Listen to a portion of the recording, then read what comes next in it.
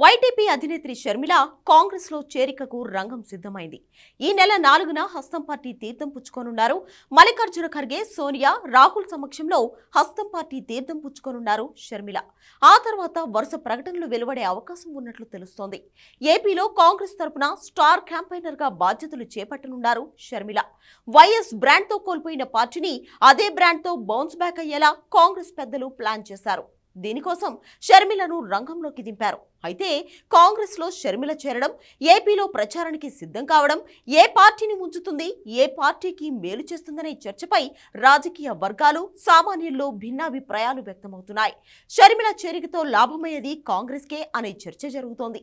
ఓట్లు వస్తాయా రావా అన్న సంగతి పక్కన పెడితే ఆల్మోస్ట్ అయిపోయింది అనుకున్న కాంగ్రెస్ కు ఓ ప్లాట్ఫామ్ అయితే దొరికే అవకాశాలు ఉన్నాయని కొందరు అభిప్రాయం వ్యక్తం చేస్తున్నారు. ఏపీలో కాంగ్రెస్ దాదాపు క్లీన్ స్వీప్ అయింది. అక్కడక్కడ నాయకులు తప్ప పెద్దగా క్యాడర్ లేదు. కాంగ్రెస్ నేతలంతా జగన్ పార్టీలోకి వెళ్లిపోయారు. జనాల్లో ఊపి తెచ్చే నాయకుడు లేడు.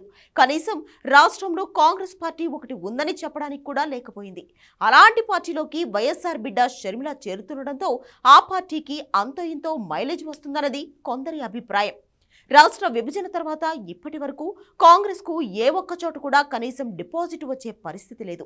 అయితే షర్మిల చేరికతో వైఎస్ అభిమానులు, పాత కాంగ్రెస్ అభిమానులు, వైసీపీలోని అసంతృప్తులు, ఇతర పార్టీల్లో టికెట్లు, పదవులు దొరికని వారు కాంగ్రెస్ లో చేరితే కనీసం డిపాజిట్లు దక్కే పరిస్థితి ఉంటుంది.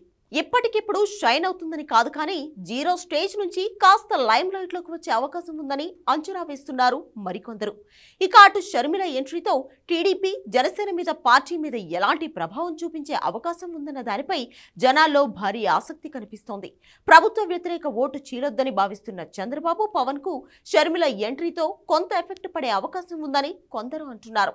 అయితే షర్మిల రాకతో టీడీపీకి ఆయుధం దొరికినట్లవుతుందని మరికొందరి వాదన. అన్న చెల్లెళ్ల పంచాయతీని హైలైట్ చేసి జగన్ను ఇరుకున పెట్టే వ్యూహాన్ని టీడీపీ అమలు చేసే అవకాశాలు ఉంటాయి. అన్నపై షర్మిల చేసే విమర్శలను తమకు అనుకూలంగా మార్చుకునే ఛాన్స్ ఉంటుందనే అభిప్రాయాలు వినిపిస్తున్నాయి.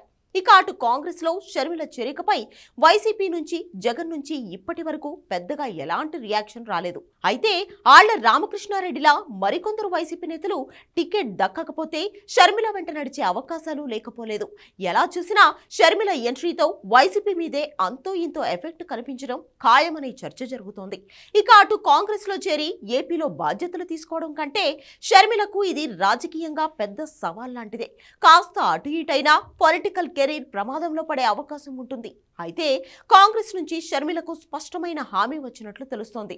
3 ఆప్షన్లను ఆమె ముందు ఉంచినట్లు టాక్. ఏమైనా షర్మిల ఎంట్రీతో రాజకీయం కొత్త మలుపులు తిరగడం ఖాయంగా కనిపిస్తోంది.